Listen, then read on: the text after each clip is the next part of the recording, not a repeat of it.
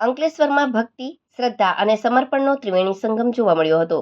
Asian paint ચોકડી સ્થિત પવિત્ર કષ્ટભંજન હનુમાન મંદિરથી ઝઘડિયા નજીક આવેલા પ્રસિદ્ધ ગુમાનદેવ હનુમાનજી મંદિર સુધીની વિશાળ પદયાત્રાનું આયોજન કરવામાં આવ્યું હતું. વહેલી સવારથી શ્રદ્ધાળુઓનો અવિરત પ્રવાહ ઉમટી પડતા સમગ્ર વિસ્તાર જય શ્રી રામ અને જય હનુમાનના જયઘોષથી ગુંજી ઉઠ્યો હતો. અંકલેશ્વરના જીઆઈડીસી એશિયન પેઇન્ટ ચોકડી સ્થિત કષ્ટભંજન હનુમાન મંદિરથી ઝઘડિયા સ્થિત શ્રી ગુમાનદેવ હનુમાનજી મંદિર શ્રાવણ માસના શનિવારના રોજ યુવાનો, મહિલાઓ, બાળકો અને વડીલો સહિત મોટી સંખ્યામાં ભક્તોનો એક સંઘ ભજન કીર્તન અને જયઘોષ સાથે ભક્તિમય વાતાવરણમાં નીકળ્યો હતો. ગરમી અને લાંબા અંતરની થાકની પરવા કર્યા વિના તમામ વય જૂથના શ્રદ્ધાળુઓ ઉત્સાહપૂર્વક પગપાળા આગળ વધ્યા હતા. રસ્તામાં ભજન કીર્તનની રમઝટ સાથે પદયાત્રીઓ પોતાના સંકલ્પને પૂર્ણ કરવા ડગ માંડ્યા હતા. ભક્તોએ દાદાના ચરણોમાં શીશ નમાવી પરિવારની સુખ શાંતિ, સમૃદ્ધિ અને સમાજમાં પરસ્પર ભાઈચારો જળવાઈ રહે તેવી પ્રાર્થના કરી હતી.